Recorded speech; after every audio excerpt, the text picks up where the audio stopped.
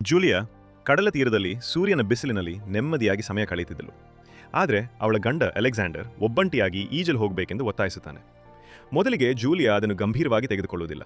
ಆದರೆ ಸ್ವಲ್ಪ ಹೊತ್ತಿನ ನಂತರ ನಿದ್ರೆಯಿಂದ ಎದ್ದಾಗ ಗಂಡ ಎಲ್ಲಿಯೂ ಕಾಣಿಸುವುದಿಲ್ಲ. 3 ಗಂಟೆಗಳು ಕಳೆದಿವೆ. ಆತಂಕಗೊಂಡ ಜೂಲಿಯಾ ಹತ್ತಿರದ ದಂಪತಿಯನ್ನು ಕೇಳ್ತಾಳೆ. ಅವರು ಯಾರನ್ನೂ ನೋಡಿಲ್ಲವೆಂದು ಹೇಳ್ತಾರೆ. ಜೂಲಿಯಾಳ ಆತಂಕ ಹೆಚ್ಚಾಗುತ್ತದೆ. ಗಂಡನ ಫೋನ್ ಕೂಡ ಕಾಣೆಯಾಗಿದೆ. ಆತರದಿಂದ ಅವಳು ಅವನಿಗೆ ಕರೆ ಮಾಡ್ತಾಳೆ. ಆದರೆ ಯಾರೂ ಉತ್ತರಿಸುವುದಿಲ್ಲ. ಅವಳು ತಕ್ಷಣ ದಡಕ್ಕೆ ಓಡಿ ರಕ್ಷಣಾ ತಂಡವನ್ನು ಸಂಪರ್ಕಿಸುತ್ತಾಳೆ. ಗಂಡ ಮುಳುಗಿರಬಹುದೆಂಬ ಭಯದಿಂದ ಅವನ ಫೋಟೋವನ್ನು ತೋರಿಸುತ್ತಾಳೆ. ಪರಿಸ್ಥಿತಿ ಗಂಭೀರವಾಗಿರಬಹುದು ಎಂದು ಅರಿತ ತಂಡ ಸುತ್ತಮುತ್ತಲಿನ ನೀರಿನಲ್ಲಿ ದೊಡ್ಡ ಮಟ್ಟದ ಹುಡುಕಾಟ ಆರಂಭಿಸುತ್ತದೆ. ಆದರೆ ಗಂಟೆಗಳಾದರೂ ಅಲೆಕ್ಸಾಂಡರ್ನ ಸುಳಿವು ಸಿಗುವುದಿಲ್ಲ. ನಿರಾಶೆಯಿಂದ ಜೂಲಿಯಾ ಪೊಲೀಸರ ಬಳಿ ಹೋಗ್ತಾಳೆ. ಆದರೆ ಅವಳ ಕಥೆಯನ್ನು ಕೇಳಿದ ಅಧಿಕಾರಿಗಳು ನಗುತ್ತಾರೆ. ಇಲ್ಲಿ ಅಲೆಗಳು ಶಾಂತವಾಗಿವೆ, ನೀರು ಆಳವಾಗಿಲ್ಲ, ಈ ಪ್ರದೇಶದಲ್ಲಿ ಯಾರೂ ಮುಳುಗಿಲ್ಲವೆಂದು ಅವರು ಹೇಳುತ್ತಾರೆ. ಮತ್ತು ಏನಾದರೂ ಆಗಿದ್ದರೆ ಶವ ಈಗಾಗಲೇ ತೀರಕ್ಕೆ ತೇಲಿ ಬಂದಿರುತ್ತಿತ್ತು ಎಂದು ಪೊಲೀಸರು ಹೇಳುತ್ತಾರೆ. ಹೋಟೆಲ್ಗೆ ಹಿಂದಿರುಗಿದ ಜೂಲಿಯಾ ಫೋನ್ ಅಕಸ್ಮಾತ್ ಮೊಳಗುತ್ತದೆ. ಅವಳು ಗಂಡನ ಕರೆ ಎಂದು ಭಾವಿಸಿ ಆತುರದಿಂದ ಉತ್ತರಿಸುತ್ತಾಳೆ. ಆದರೆ ಅದು ಕೇವಲ ಟೆಲಿಮಾರ್ಕೆಟರ್ ಕರೆಯಾಗಿರುತ್ತದೆ. ಅವಳ ಚಿಂತೆ ಇನ್ನಷ್ಟು ಹೆಚ್ಚುತ್ತದೆ. ಅವರು ತಮ್ಮ 5ನೇ ವಿವಾಹ ವಾರ್ಷಿಕೋತ್ಸವವನ್ನು ಆಚರಿಸಬೇಕಾಗಿತ್ತು. ಆದರೆ ಈಗ ಅದು ಕನಸಿನ ಬದಲು ದುಸ್ವಪ್ನವಾಗಿದೆ. ಅವಳು ಕಡಲ ತೀರದಲ್ಲಿ ಒಂದು ಅದ್ಭುತ ಸಂಭವಿಸಬಹುದು ಎಂಬ ನಿರೀಕ್ಷೆಯಲ್ಲಿ ಇಡೀ ರಾತ್ರಿ ಕಾದು ಕುಳಿತುಕೊಳ್ಳುತ್ತಾಳೆ. ಆದರೆ 6 ದೀರ್ಘ ತಿಂಗಳುಗಳು ಕಳೆದರೂ ಪೊಲೀಸರಿಂದ ಯಾವುದೇ ಪ್ರಗತಿ ಇಲ್ಲದೆ ಯೂನಿವರ್ಸಿಟಿ ಪ್ರೊಫೆಸರ್ ಆಗಿ ಕೆಲಸ ಮಾಡುತ್ತಿರುವ ಜೂಲಿಯಾ ತನ್ನ ಕೆಲಸಕ್ಕೆ ಮರಳುವುದನ್ನು ಹೊರತು ಬೇರೆ ದಾರಿ ಕಾಣುವುದಿಲ್ಲ. ಆದರೆ ವಿಧಿ ವಿಚಿತ್ರ ಆಟವಾಡುತ್ತದೆ. ಒಂದು ದಿನ ತರಗತಿಯಲ್ಲಿ ಹೊಸ ವಿದ್ಯಾರ್ಥಿ ಪ್ರವೇಶಿಸುತ್ತಾನೆ. ಅವನು ಡೇವಿಡ್, ಅವಳ ಗಂಡನಿಗಾಗಿ ಹುಡುಕಾಟ ನಡೆಸಿದ ಲೈಫ್ ಗಾರ್ಡ್. ಬೇಸಿಗೆಯಲ್ಲಿ ಐಲ್ಯಾಂಡ್ನಲ್ಲಿ ಕೆಲಸ ಮಾಡುತ್ತಿದ್ದ ಅವನು ಈಗ ಅವಳ ಯೂನಿವರ್ಸಿಟಿಯಲ್ಲಿ ವಿದ್ಯಾರ್ಥಿಯಾಗಿದ್ದಾನೆ. ಡೇವಿಡ್, ಅವಳ ಗಂಡ, ಇನ್ನೂ ಕಾಣೆಯಾಗಿರುವುದಕ್ಕೆ ಅನುಕಂಪ ವ್ಯಕ್ತಪಡಿಸುತ್ತಾನೆ. ಆದರೆ ಆ ದಿನದಿಂದಲೇ ಅವನು ಜೂಲಿಯಾಳಿಗೆ ಹತ್ತಿರವಾಗಲು ಪ್ರಾರಂಭಿಸುತ್ತಾನೆ. ಮಾತನಾಡಲು, ಒಟ್ಟಿಗೆ ಊಟ ಮಾಡಲು, ಕಚೇರಿಗೆ ಆಹ್ವಾನಿಸಲು ಕಾರಣಗಳನ್ನು ಹುಡುಕುತ್ತಾನೆ. ಡೇವಿಡ್ನ ತನ್ನನ್ನು ಇಷ್ಟಪಡ್ತಾ ಇದ್ದಾನೆ ಎಂದು ಜೂಲಿಯಾ ಬೇಗನೆ ಅರ್ಥ ಮಾಡಿಕೊಳ್ತಾಳೆ. ಆದರೆ ತನ್ನ ಕಾಣೆಯಾದ ಗಂಡನಿಗೆ ದ್ರೋಹ ಮಾಡಲಾರದೆ, ನಾನು ಮದುವೆಯಾದವಳು, ನನ್ನ ಜೀವನಕ್ಕೆ ನೀನು ಪ್ರವೇಶಿಸಬಾರದು ಎಂದು ದೃಢವಾಗಿ ಹೇಳ್ತಾಳೆ. ಆ ರಾತ್ರಿ ಜೂಲಿಯಾ ತನ್ನ ಗಂಡನ ಹಳೆಯ ವಿಡಿಯೋಗಳನ್ನು ಮತ್ತೆ ನೋಡುತ್ತಾಳೆ. ಅಲ್ಲಿ ವಿಚಿತ್ರವಾದದ್ದು ಅವಳ ಗಮನ ಸೆಳೆಯುತ್ತದೆ. ಕೆಂಪು ಬಟ್ಟೆ ತೊಟ್ಟ ಮಹಿಳೆ ಹಲವಾರು ದೃಶ್ಯಗಳಲ್ಲಿ ಅಲೆಕ್ಸಾಂಡರ್ ಹತ್ತಿರ ಕಾಣಿಸುತ್ತಾಳೆ. ಸ್ಪಷ್ಟವಾದ ಆತ್ಮೀಯತೆ ಇಲ್ಲದಿದ್ದರೂ ಅವರ ಕಣ್ಣುಗಳಲ್ಲಿ ಏನೋ ಅಸ್ಪಷ್ಟ ಸಂಬಂಧದ ಸುಳಿವು. ಈ ನಿಗೂಢ ಮಹಿಳೆ ಅಲೆಕ್ಸಾಂಡರ್ ಕೆಲಸ ಮಾಡುವ ಕಂಪನಿಯಲ್ಲೇ ಕೆಲಸ ಮಾಡುತ್ತಿದ್ದಾಳೆ. ಆದರೆ ಅವಳ ಹೆಸರನ್ನು ಜೂಲಿಯಾ ಎಂದಿಗೂ ಕೇಳಿರಲಿಲ್ಲ. ಮರುದಿನ ಜೂಲಿಯಾ ಆ ವಿಡಿಯೋವನ್ನು ಆ ಪಾರ್ಟಿಯಲ್ಲಿ ಇದ್ದ ಸ್ನೇಹಿತೆಗೆ ತೋರಿಸುತ್ತಾಳೆ. ಸ್ನೇಹಿತೆ ಸ್ವಲ್ಪ ಯೋಚಿಸಿ, ಹೌದು, ಆ ಮಹಿಳೆಯ ನೆನಪಿದೆ, ಅವಳು ಮತ್ತು ಅಲೆಕ್ಸಾಂಡರ್ ಹತ್ತಿರವಾಗಿದ್ದಂತೆ ಕಂಡರು, ಒಟ್ಟಿಗೆ ಬಂದಿದ್ದರು ಕೂಡ. ಆದರೆ ಅಸಭ್ಯವಾದದ್ದೇನೂ ನಡೆದಿಲ್ಲ ಎಂದು ಹೇಳ್ತಾಳೆ. ಜೂಲಿಯಾಳ ಮನಸ್ಸು ಇನ್ನೂ ಗೊಂದಲದಲ್ಲೇ ಇರ್ತದೆ. ಅದನ್ನು ಗಮನಿಸಿದ ಸ್ನೇಹಿತೆ ಅವಳನ್ನು ಸಮಾಧಾನಪಡಿಸಲು ಅವರಿಬ್ಬರದ್ದು ಕೇವಲ ಕೆಲಸದ ಸಂಬಂಧ ಎಂದು ಸಮಾಧಾನಪಡಿಸ್ತಾಳೆ.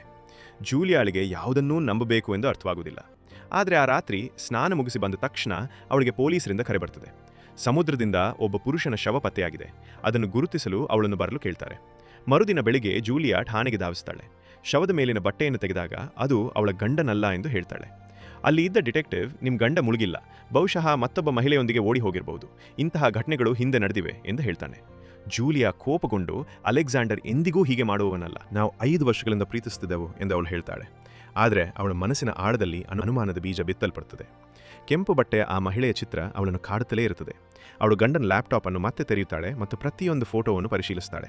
ಖಚಿತವಾಗಿ ಆ ನಿಗೂಢ ಮಹಿಳೆ ಮತ್ತೆ ಮತ್ತೆ ಕಾಣಿಸ್ತಾಳೆ. ಹೆಚ್ಚು ಗಮನಿಸಿದಂತೆ ಅದು ಇನ್ನಷ್ಟು ಅಸಹಜವಾಗುತ್ತದೆ. ಪ್ರತಿಯೊಂದು ಚಿತ್ರದಲ್ಲೂ ಆ ಮಹಿಳೆಯ ದೃಷ್ಟಿ ಅಲೆಕ್ಸಾಂಡರ್ ಮೇಲೆ ಸ್ಥಿರವಾಗಿರುತ್ತದೆ. ಅದು ಪ್ರೀತಿಯಂತೆ ಕಾಣುವುದಿಲ್ಲ, ಬದಲಿಗೆ ದ್ವೇಷದಂತೆ ತೋರುತ್ತದೆ. ಜೂಲಿಯಾ ಗಂಡನ ಬಟ್ಟೆಗಳನ್ನು ಪರಿಶೀಲಿಸಲು ಆರಂಭಿಸ್ತಾಳೆ. ಅಲ್ಲಿ ಅವನ ಸೂಟ್ನೊಳಗೆ ಬೆಲೆ ಬಾಳುವ ಹಾರಕ್ಕೆ ಸಂಬಂಧಿಸಿದ ರಸೀದಿ ಸಿಕ್ಕುತ್ತದೆ. ಆದರೆ ಸಮಸ್ಯೆ ಏನೆಂದರೆ ಅವಳು ಎಂದಿಗೂ ಅಷ್ಟು ಬೆಲೆಯ ಉಡುಗೊರೆಯನ್ನು ಅವನಿಂದ ಪಡೆದಿಲ್ಲ. ಸ್ಪಷ್ಟವಾಗಿ ಅದು ಬೇರೆಯವರಿಗೆ ಕೊಡಲಾಗಿತ್ತು. ಜೂಲಿಯಾ ತಕ್ಷಣವೇ ಬ್ಯಾಂಕ್ಗೆ ಧಾವಿಸ್ತಾರೆ. ಗಂಡನ ಇತ್ತೀಚಿನ ಖರ್ಚುಗಳನ್ನು ಪರಿಶೀಲಿಸಲು ಕೇಳಿದಾಗ ಅಕೌಂಟ್ ಹೋಲ್ಡರ್ ಸ್ವತಃ ಇಲ್ಲದೆ ಈ ಮಾಹಿತಿಯನ್ನು ನೀಡಲು ಸಾಧ್ಯವಿಲ್ಲ ಎಂದು ಕ್ಲರ್ಕ್ ಹೇಳ್ತಾನೆ. ನಿರಾಶೆಯಿಂದ ಮನೆಗೆ ಹಿಂದಿರುಗಿದರೂ ಜೂಲಿಯಾ ಕೈ ಚೆಲ್ಲುವುದಿಲ್ಲ. ಅವಳು ಸ್ಟೋರೇಜ್ ರೂಮ್ ತುಂಬ ಹುಡುಕಾಡಿ ಅಪರಿಚಿತ ವಸ್ತುಗಳಿಂದ ತುಂಬಿದ ಹಳೆಯ ಪೆಟ್ಟಿಗೆಯೊಂದನ್ನು ಮತ್ತು ದಪ್ಪವಾದ ಫೋಟೋ ಆಲ್ಬಮ್ ಅನ್ನು ಪತ್ತೆ ಹಚ್ಚುತ್ತಾಳೆ. ಆಲ್ಬಮ್ನೊಳಗೆ ವಿಚಿತ್ರವಾಗಿ ಹಳೆಯ ಪತ್ರಿಕೆಯ ಕ್ಲಿಪ್ಪಿಂಗ್ ಸಿಗುತ್ತದೆ. ಅದರಲ್ಲಿ ವರ್ಷಗಳ ಹಿಂದೆ ನಡೆದ ದುರಂತ ಕಾರು ಅಪಘಾತದ ವರದಿ ಇರುತ್ತದೆ. ಸೆರ್ಗೆ ಎಂಬ ಪ್ರಸಿದ್ಧ ಅಥ್ಲೀಟ್ ತನ್ನ ಕುಟುಂಬದೊಂದಿಗೆ ಪ್ರಯಾಣಿಸುತ್ತಿದ್ದಾಗ ಟ್ರಕ್ ಡಿಕ್ಕಿ ಹೊಡೆದು 2 ಪೋಷಕರು ಸ್ಥಳದಲ್ಲೇ ಸಾವನ್ನಪ್ಪಿದರು. ಬದುಕುಳಿದವರು ಅವಳಿ ಹೆಣ್ಣುಮಕ್ಕಳು ಮಾತ್ರ ಎಂದು ಇರುತ್ತದೆ. ಆದರೆ ಅಚ್ಚರಿಯ ಸಂಗತಿ ಏನೆಂದರೆ ಅಪಘಾತ ಸ್ಥಳದಲ್ಲಿ ಅವಳ ಗಂಡನ ಚಿಕ್ಕ ವಯಸ್ಸಿನ ಚಿತ್ರ ಕಾಣುತ್ತದೆ. ಜೂಲಿಯಾ ಇದನ್ನು ಅರ್ಥ ಮಾಡಿಕೊಳ್ಳುವ ಮುನ್ನವೇ ಡೋರ್ ಬೆಲ್ ಮೊಳಗುತ್ತದೆ. ಬಾಗಿಲು ತೆರೆದಾಗ ಎತ್ತರದ ಭಯ ಹುಟ್ಟಿಸುವ ತನಿಖಾಧಿಕಾರಿ ಎದುರಾಗ್ತಾನೆ. ಅಲೆಕ್ಸಾಂಡರ್ ಹಣಕಾಸು ವಂಚನೆಯ ಶಂಕೆಗೊಳಗಾಗಿದ್ದಾನೆ ಎಂದು ಅವನು ತಿಳಿಸ್ತಾನೆ. ಪೊಲೀಸರು ಈಗ ಅವನು ಕಾಣೆಯಾಗಿಲ್ಲ, ಬದಲಿಗೆ ಅವನು ಪರಾರಿಯಾಗಿದ್ದಾನೆ ಎಂದು ನಂಬುತ್ತಾರೆ. ಆದ್ದರಿಂದ ಈ ಪ್ರಕರಣದಲ್ಲಿ ತನಿಖಾಧಿಕಾರಿ ಜೂಲಿಯಾಳ ಸಹಕಾರವನ್ನು ಕೇಳ್ತಾನೆ. ಜೂಲಿಯಾ ಬೆಚ್ಚಿ ಬೀಳುತ್ತಾಳೆ. ತನ್ನ ಗಂಡ ಕೆಲಸದ ಬಗ್ಗೆ ಎಂದಿಗೂ ಏನೂ ಹೇಳಿರಲಿಲ್ಲ, ನನಗೆ ಅದರ ಬಗ್ಗೆ ಏನೂ ಗೊತ್ತಿಲ್ಲ ಎಂದು ಹೇಳಿ ಅವನನ್ನು ಕಳಿಸ್ತಾಳೆ. ರಹಸ್ಯಗಳ ಹೊರೆ ಅವಳನ್ನು ಸಂಪೂರ್ಣವಾಗಿ ಕುಗ್ಗಿಸುತ್ತದೆ. ಉತ್ತರಗಳಿಗಾಗಿ ಹಾತೊರೆಯುತ್ತಿರುವ ಜೂಲಿಯಾ ಅಲೆಕ್ಸಾಂಡರ್ನ ಸಹೋದ್ಯೋಗಿಯೊಬ್ಬರನ್ನು ಕೆಫೆಗೆ ಆಹ್ವಾನಿಸ್ತಾಳೆ. ತನಿಖಾಧಿಕಾರಿ ಹೇಳಿದಂತೆ ಅಲೆಕ್ಸಾಂಡರ್ ನಿಜವಾಗಿಯೂ ದೊಡ್ಡ ಹಗರಣದಲ್ಲಿ ಭಾಗಿಯಾಗಿದ್ದಾನೆ ಮತ್ತು ಈಗ ಪೂರ್ತಿ ಕಂಪನಿಯೇ ತನಿಖೆಯಲ್ಲಿದೆ ಎಂದು ಸಹೋದ್ಯೋಗಿ ಹೇಳ್ತಾನೆ. ನಂತರ ಜೂಲಿಯಾ ಆ ನಿಗೂಢ ಮಹಿಳೆಯ ಫೋಟೋವನ್ನು ತೋರಿಸುತ್ತಾಳೆ. ಆದರೆ ಸಹೋದ್ಯೋಗಿಗೆ ಅವಳ ಬಗ್ಗೆ ಹೆಚ್ಚು ತಿಳಿದಿರುವುದಿಲ್ಲ. ಅವರು ಕೇವಲ ಉನ್ನತ ಅಧಿಕಾರಿ. ಆಕೆ 6 ತಿಂಗಳ ಹಿಂದೆ ರಾಜೀನಾಮೆ ನೀಡಿದ್ದಾಳೆ. ಆಮೇಲೆ ಅವಳು ಎಲ್ಲಿಗೆ ಹೋದಳು ಎಂಬುದು ಯಾರಿಗೂ ಗೊತ್ತಿಲ್ಲ ಎಂದು ಹೇಳುತ್ತಾನೆ. ಸತತ ಪ್ರಯತ್ನಗಳ ನಂತರ ಅಂತಿಮವಾಗಿ ಜೂಲಿಯಾ ಆಕೆಯ ಹೊಸ ಕೆಲಸದ ಸ್ಥಳವನ್ನು ಆನ್ಲೈನ್ನಲ್ಲಿ ಪತ್ತೆ ಹಚ್ಚುತ್ತಾಳೆ. ಹೊರಡುವ ಮುನ್ನವೇ ಡೋರ್ ಬೆಲ್ ಮತ್ತೆ ಮೊಳಗುತ್ತದೆ. ಬಾಗಿಲು ತೆರೆದಾಗ ಡೇವಿಡ್. ಅವನು ಸಮಯ ವ್ಯರ್ಥ ಮಾಡದೆ ತನ್ನ ಭಾವನೆಗಳನ್ನು ಜೂಲಿಯಾಗೆ ಹೇಳುತ್ತಾನೆ. ಆದರೆ ಜೂಲಿಯಾ ಮತ್ತೊಮ್ಮೆ ಅವನನ್ನು ನಿರಾಕರಿಸುತ್ತಾಳೆ. ತನ್ನ ಗಂಡನ ಕಣ್ಮರೆಯ ಬಗ್ಗೆ ಹಲವು ಅನುಮಾನಗಳಿರುವುದರಿಂದ ಜೂಲಿಯಾ ಹೊಸ ಸಂಬಂಧವನ್ನು ಆರಂಭಿಸುವ ಸ್ಥಿತಿಯಲ್ಲಿರಲಿಲ್ಲ. ಆದರೂ ಡೇವಿಡ್ ಅದನ್ನು ವೈಯಕ್ತಿಕವಾಗಿ ತೆಗೆದುಕೊಳ್ಳುವುದಿಲ್ಲ. ಬದಲಿಗೆ ತನಿಖೆಯಲ್ಲಿ ಸಹಾಯ ಮಾಡುವುದಾಗಿ ಹೇಳುತ್ತಾನೆ. ಉತ್ತರಗಳಿಗಾಗಿ ಹಾತೊರೆಯುತ್ತಿರುವ ಜೂಲಿಯಾ ಅವನ ಸಹಕಾರವನ್ನು ಒಪ್ಪಿಕೊಳ್ತಾಳೆ. ಅವರು ಅಸಾಧಾರಣ ಜೋಡಿಯಾಗಿ ತಕ್ಷಣವೇ ಕೆಲಸ ಆರಂಭಿಸ್ತಾರೆ. ಆ ರಾತ್ರಿ ಇಬ್ಬರೂ ಆ ಮಹಿಳೆಯ ಕೆಲಸದ ಸ್ಥಳಕ್ಕೆ ಕಾರಿನಲ್ಲಿ ತೆರಳುತ್ತಾರೆ. 2 ಗಂಟೆಗಳ ಕಾಲ ಕಾಯ್ದ ನಂತರ ಅವಳು ಹೊರಬರುತ್ತಾಳೆ. ನಂತರ ಜೀಪ್ ಹತ್ತಿ ಫಾರ್ಮಸಿಗೆ ಹೋಗ್ತಾಳೆ. ಡೇವಿಡ್ ವೇಷಧಾರಿಯಾಗಿ ಒಳಗೆ ಹೋದಾಗ ಅವಳು ಔಷಧಿಗಳು ಮತ್ತು ಸಿರಿಂಜ್ ಖರೀದಿಸಿ ಬೇಗನೆ ಹೊರಬರ್ತಾಳೆ. ವಿಚಿತ್ರವಾಗಿ ನಂತರ ಅವಳು ಪುರುಷರ ಬಟ್ಟೆ ಅಂಗಡಿಗೆ ಹೋಗಿ ಸ್ವೆಟರ್ ಖರೀದಿಸ್ತಾಳೆ. ಅದು ಅಲೆಕ್ಸಾಂಡರ್ಗಾಗಿರಬಹುದೇ ಎಂಬ ಕುತೂಹಲದಿಂದ ಅವರು ಅವಳನ್ನು ಪಟ್ಟಣದ ಹೊರವಲಯದ ವಿಲ್ಲಾವರೆಗೆ ಹಿಂಬಾಲಿಸ್ತಾರೆ. ಆದರೆ ಮಧ್ಯರಾತ್ರಿ ಆಗಿರೋದ್ರಿಂದ ಡೇವಿಡ್ ಜೂಲಿಯಾಗೆ ಬೆಳಿಗ್ಗೆ ತನಕ ಕಾಯುವಂತ ಹೇಳ್ತಾನೆ. ಅವನೊಂದು ಪ್ಲಾನ್ ಇತ್ತು. ಮರುದಿನ ಬೆಳಿಗ್ಗೆ ಡೇವಿಡ್ ಆ ಪ್ರದೇಶಕ್ಕೆ ಹಿಂತಿರುಗ್ತಾನೆ. ತನ್ನ ಟೈರ್ನ ಗಾಲಿಯನ್ನು ಬಿಟ್ಟು ಸ್ಪೇರ್ ಹಿಡಿದುಕೊಂಡು ಆ ಮಹಿಳೆಯ ಡೋರ್ ಬೆಲ್ ಅನ್ನು ಒತ್ತಾನೆ. ಅವಳು ಬಾಗಿಲು ತೆರೀತಿದ್ದಂತೆ ಡೇವಿಡ್ ತನ್ನ ಕಾರ್ ಹಾಳಾಗಿದೆ ಎಂದು ಹೇಳಿ ಜಾಕ್ ಅನ್ನು ಸಾಲವಾಗಿ ಕೇಳ್ತಾನೆ. ಸ್ವಲ್ಪ ಸಂಶಯದಿಂದ ಅವಳು ಜಾಕ್ ಅನ್ನು ಹೊರಗೆ ತರ್ತಾನೆ. ಆದರೆ ಸಣ್ಣ ಕಿಟಕಿಯಿಂದ ಅವನನ್ನು ಗಮನಿಸುತ್ತಲೇ ಇರ್ತಾಳೆ. ಅದೃಷ್ಟವಶಾತ್ ಡೇವಿಡ್ ಶಾಂತವಾಗಿ ನಡೆದುಕೊಂಡು 5 ನಿಮಿಷಗಳಲ್ಲಿ ಕೆಲಸ ಮುಗಿಸ್ತಾನೆ.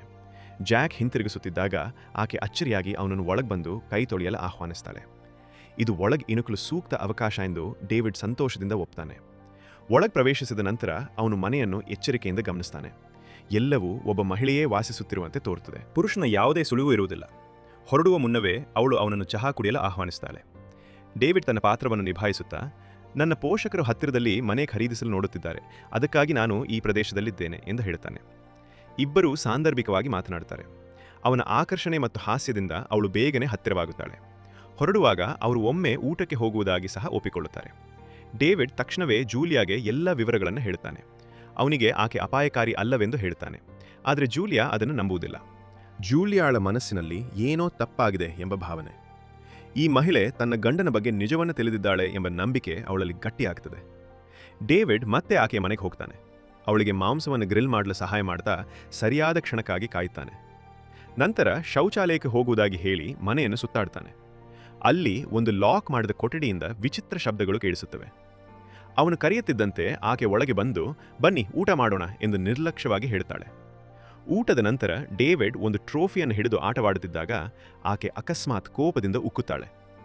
ತಕ್ಷಣವೇ ತನ್ನ ತಪ್ಪನ್ನು ಅರಿತುಕೊಂಡು, ಈ ಟ್ರೋಫಿಗೆ ನನಗೆ ಭಾವನಾತ್ಮಕ ಮೌಲ್ಯ ಇದೆ ಎಂದು ವಿವರಿಸುತ್ತಾಳೆ. ವಾತಾವರಣವನ್ನು ಬದಲಿಸಲು ಅವಳು ಡೇವಿಡ್ಗೆ ತನ್ನೊಂದಿಗೆ ಶೂಟಿಂಗ್ ಅಭ್ಯಾಸ ಮಾಡಲು ಆಹ್ವಾನಿಸುತ್ತಾಳೆ. ಅವರು ಗುರಿ ಅಭ್ಯಾಸದಲ್ಲಿ ತೊಡಗಿರುವಾಗಲೇ ಕಪ್ಪು ಬಟ್ಟೆ ತೊಟ್ಟ ವೀಲ್ಚೇರ್ನಲ್ಲಿ ಕುಳಿತ ಮಹಿಳೆ ಗುಪ್ತವಾಗಿ ವಿಲ್ಲಾದ ಹಿಂಭಾಗದ ಸಂಗ್ರಹ ಕೊಠಡಿಗೆ ನುಗ್ಗುತ್ತಾಳೆ. ಆ ರಾತ್ರಿ ಡೇವಿಡ್ ಹೊರಟ ನಂತರ ಆಕೆ ತನ್ನ ರಹಸ್ಯ ಕೊಠಡಿಯ ಬಾಗಿಲು ಸ್ವಲ್ಪ ತೆರೆದಿರುವುದನ್ನು ಗಮನಿಸುತ್ತಾಳೆ. ಅವಳು ಒಳಗೆ ನುಗ್ಗಿ ಕೋಪದಿಂದ ತನ್ನ ಸಹೋದರಿಯನ್ನು ಎದುರಿಸ್ತಾಳೆ.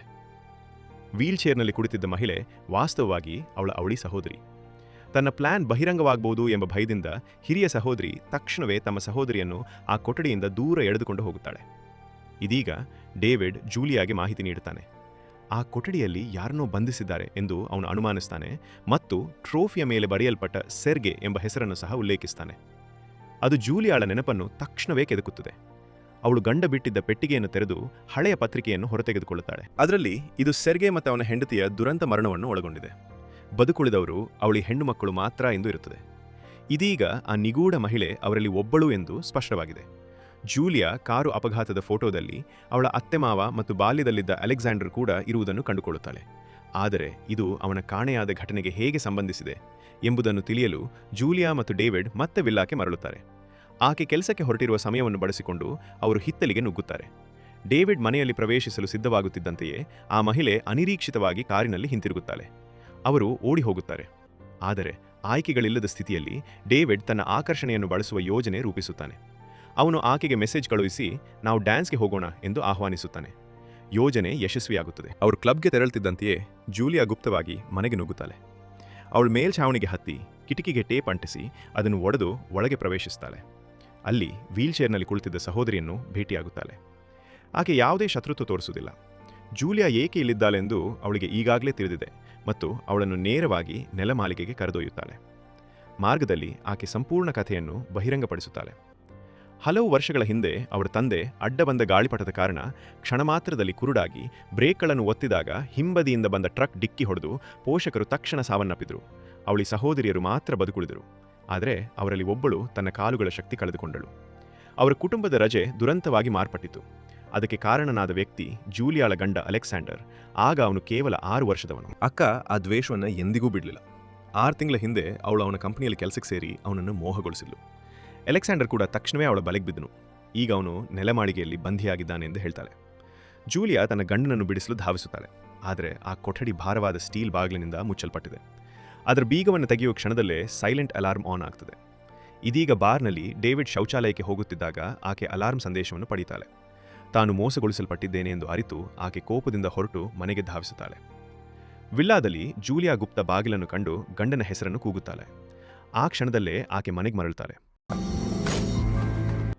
ಜೂಲಿಯಾ ಎಚ್ಚರವಾದಾಗ ಅವಳು ಗುಪ್ತ ಕೊಠಡಿಯಲ್ಲಿ ಬಂಧಿತಲಾಗಿದ್ದಾಳೆ. ಎದುರುಗಡೆ ಗಡ್ಡ ಬಿಟ್ಟ ಶ್ರಮದಿಂದ ಕುಗ್ಗಿದ ಒಬ್ಬ ವ್ಯಕ್ತಿಯನ್ನು ನೋಡ್ತಾಳೆ. ತಕ್ಷಣ ಗುರುತು ಸಿಗಲಿಲ್ಲ. ಆದರೆ ಅದು 6 ತಿಂಗಳ ಕಾಲ ಕಾಣೆಯಾಗಿದ್ದ ಅವಳ ಗಂಡ ಅಲೆಕ್ಸಾಂಡರ್ ಎಂದು ಅರ್ಥಕೊಳ್ತಾಳೆ. ಆದರೆ ಇಷ್ಟು ದಿನಗಳ ಬಂಧನ ಮತ್ತು ನಿರಂತರ ಔಷಧಿ ಪರಿಣಾಮದಿಂದ ಅಲೆಕ್ಸಾಂಡರ್ನ ಮನಸ್ಸು ಅಸ್ಥಿರವಾಗಿದೆ. ಜೂಲಿಯಾಳ ಒತ್ತಾಯದ ಪ್ರಶ್ನೆಗಳಿಗೆ ಕೊನೆಗೂ ಅವನು ನಿಜವನ್ನು ಬಹಿರಂಗಪಡಿಸ್ತಾನೆ. ಅವನು ಆ ಅವಳಿ ಸಹೋದರಿಯನ್ನು ಮೊದಲ ಬಾರಿ ಭೇಟಿಯಾದ ಕ್ಷಣದಲ್ಲೇ ನಾನು ಅವಳ ಪ್ರೀತಿಯಲ್ಲಿ ಬಿದ್ದೆ ಎಂದು ಹೇಳ್ತಾನೆ. ಅವಳೊಂದಿಗೆ ಓಡಿ ಹೋಗಲು ಹತಾಶನಾಗಿ ನಮ್ಮ ಕಡಲ ತೀರದ ರಜಾದಿನವೇ ಅದಕ್ಕೆ ಸೂಕ್ತ ಅವಕಾಶವೆಂದು ಕಾಯುತ್ತಿದ್ದನು.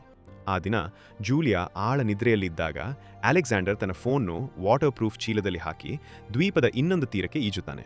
ಅಲ್ಲಿ ಆಕೆ ಈಗಾಗಲೇ ಕಾಯುತ್ತಿರ್ತಾಳೆ. ಅಲ್ಲಿಂದ ಹೋಟೆಲ್ಗೆ ತಲುಪಿದ ತಕ್ಷಣ ಅವಳು ಅವನ ಡ್ರಿಂಕ್ನಲ್ಲಿ ಔಷಧ ಹಾಕ್ತಾಳೆ. ನಂತರ ಅವನನ್ನು ಕಾರಿಗೆ ಎಳ್ಕೊಂಡು ಹೋಗಿ ಡೋಸ್ ಸಾಕಾಗಿಲ್ವೆಂದು ಭಯಗೊಂಡು ಇನ್ನೂ ಒಂದು ಇಂಜೆಕ್ಷನ್ ಕೊಡ್ತಾಳೆ. ಕೊನೆಗೆ ಅವನನ್ನು ದೂರದ ಮನೆಯಲ್ಲಿ ನೆಲಮಾಳಿಗೆಯೊಳಗೆ ಬಂಧಿಸ್ತಾಳೆ. ಕಳೆದ 6 ತಿಂಗಳಿನಿಂದ ಸೇಡು ತೀರಿಸಿಕೊಳ್ಳಲು ಅವಳು ಅವನನ್ನು ದೈಹಿಕವಾಗಿ ಮತ್ತು ಮಾನಸಿಕವಾಗಿ ಹಿಂಸಿಸುತ್ತಿದ್ದಳು. ಇದೀಗ ಅವಳು ಅಂತಿಮ ತೀರ್ಮಾನಕ್ಕೆ ಬರ್ತಾಳೆ. ಅವಳು ಅವನಿಗೆ ಒಂದು ಗನ್ ಕೊಟ್ಟು ಜೂಲಿಯಾಳನ್ನು ಕೊಲ್ಲಬೇಕೆಂದು ಒತ್ತಾಯಿಸ್ತಾಳೆ. ಆಗ ಮಾತ್ರ ನೀನು ಪ್ರೀತಿ ಪಾತ್ರರನ್ನು ಕಳೆದುಕೊಂಡ ನೋವನ್ನು ನೀನು ಅನುಭವಿಸಲು ಸಾಧ್ಯ. ಇಲ್ಲದಿದ್ದರೆ ಇಬ್ಬರೂ ಸಾಯುತ್ತೀರಿ ಎಂದು ಅವಳು ಹೇಳುತ್ತಾಳೆ. ಆದರೆ ವೀಲ್ಚೇರ್ನಲ್ಲಿ ಕುಳಿತಿರುವ ಕಿರಿಯ ಸಹೋದರಿ ಎಲ್ಲವನ್ನೂ ನೋಡ್ತಾಳೆ. ತನ್ನ ಅವಳಿ ಸಹೋದರಿಯ ಕ್ರೂರತೆಯನ್ನು ತಡೆಯಲು ತೀವ್ರ ಪ್ರಯತ್ನಿಸುತ್ತಾಳೆ. ಪೊಲೀಸರಿಗೆ ಕರೆ ಮಾಡಿ ಟ್ರೋಫಿಯನ್ನು ಹಿಡಿದು ಹೊರಗೆ ಬರುತ್ತಾಳೆ. ಅವಳು ಅಲೆಕ್ಸಾಂಡರ್ ಕೇವಲ 6 ವರ್ಷದವನಾಗಿದ್ದ. ಅಪಘಾತದಲ್ಲಿ ಅವನ ತಪ್ಪಿಲ್ಲ ಎಂದು ಬೇಡಿಕೊಳ್ಳುತ್ತಾಳೆ. ಆದರೆ ದ್ವೇಷದಿಂದ ಕುರುಡಾದ ಹಿರಿಯ ಸಹೋದರಿ ಅಲೆಕ್ಸಾಂಡರ್ಗೆ ಟ್ರಿಗರ್ ಒತ್ತುವಂತೆ ಬಲವಂತ ಮಾಡುತ್ತಾಳೆ. ಆಗ ಸಹೋದರಿ ಸಮಯವನ್ನು ಖರೀದಿಸಲು ಟ್ರೋಫಿಯನ್ನು ನೆಲದ ಮೇಲೆ ಒಡೆದಳು. ಆ ಕ್ಷಣದಲ್ಲಿ ಡೇವಿಡ್ ಬಂದು ಒಳಗೆ ನುಗ್ಗುತ್ತಾನೆ. ಹೋರಾಟ ಶುರುವಾಗುತ್ತದೆ. ಡೇವಿಡ್ ಅವಳನ್ನು ನೆಲಕ್ಕುರುಳಿಸುತ್ತಾನೆ. ಆದರೆ ಅವಳು ಅವನ ಕೈಯನ್ನು ಕಚ್ಚಿ ತಪ್ಪಿಸಿಕೊಂಡು ಗುಂಡು ಹಾರಿಸುತ್ತಾಳೆ. ಗುಂಡು ಡೇವಿಡ್ಗೆ ತಾಗುತ್ತದೆ. ಅವ್ಯವಸ್ಥೆಯ ಮಧ್ಯೆ ಅಲೆಕ್ಸಾಂಡರ್ ಅವಳನ್ನು ಹಿಂದಕ್ಕೆ ತಳ್ಳುತ್ತಾನೆ. ನೆಲ ಕುಸಿದು ಅವಳು ಆಳವಾದ ಗುಂಡಿಯಲ್ಲಿ ಬಿದ್ದು ಹೋಗುತ್ತಾಳೆ. ಕೆಲವೇ ಕ್ಷಣಗಳಲ್ಲಿ ಪೊಲೀಸರು ಆಗಮಿಸುತ್ತಾರೆ. ಅಲೆಕ್ಸಾಂಡರ್ ಹಣಕಾಸು ವಂಚನೆಗೆ ಬಂಧನಕ್ಕೊಳಗಾಗ್ತಾನೆ. ಡೇವಿಡ್ಗೆ ಗುಂಡೇಟು ಬಿದ್ದರೂ ಜೀವಕ್ಕೇನೂ ಅಪಾಯವಾಗುವುದಿಲ್ಲ. ಪೊಲೀಸರು ಮಹಿಳೆಯ ಶವವನ್ನು ಹೊರತೆಗೆದಾಗ ಅದು ಹಿಮದಂತೆ ಗಟ್ಟಿಯಾಗಿ ಜಡವಾಗಿರುತ್ತದೆ. ಇದೆಲ್ಲ ಮುಗಿದು 1 ವರ್ಷ ಕಳೆದ ನಂತರ ನಾವು ಜೂಲಿಯಾ ಮತ್ತು ಡೇವಿಡ್ನನ್ನು ನೋಡುತ್ತೇವೆ. ಅವರೀಗ ದಂಪತಿಗಳಾಗಿ ಒಂದು ಮುದ್ದಾದ ಮಗುವನ್ನು ಬೆಳೆಸ್ತಿದ್ದಾರೆ. ಕೊನೆಯದಾಗಿ ವಿಡಿಯೋ ನೋಡೋದಕ್ಕೆ ತುಂಬ ಧನ್ಯವಾದಗಳು.